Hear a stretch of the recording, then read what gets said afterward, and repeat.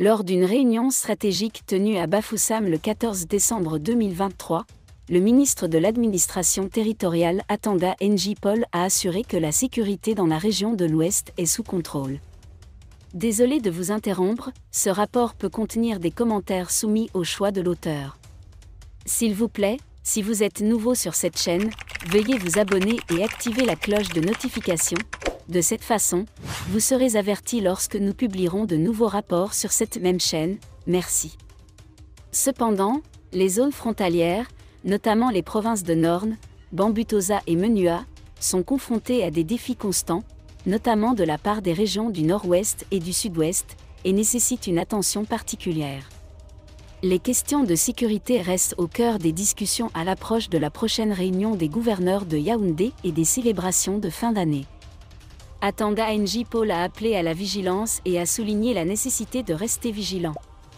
Outre les problèmes de sécurité, les questions liées aux chefferies traditionnelles ont également été abordées, mettant en évidence les défis communs en matière de succession.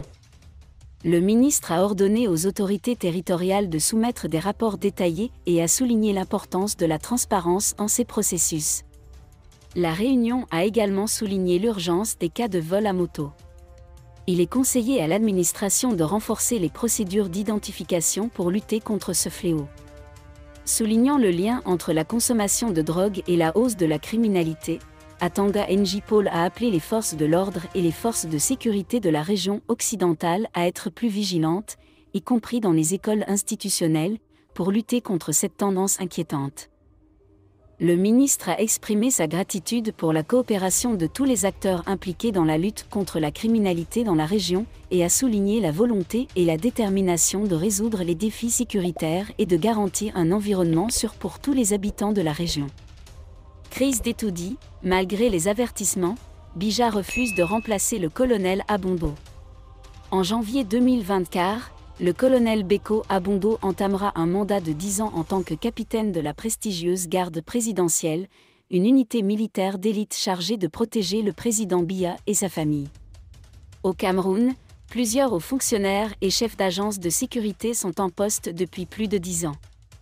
Les 10 ans de Raymond Abondo Beko ne constituent donc pas un record à vie.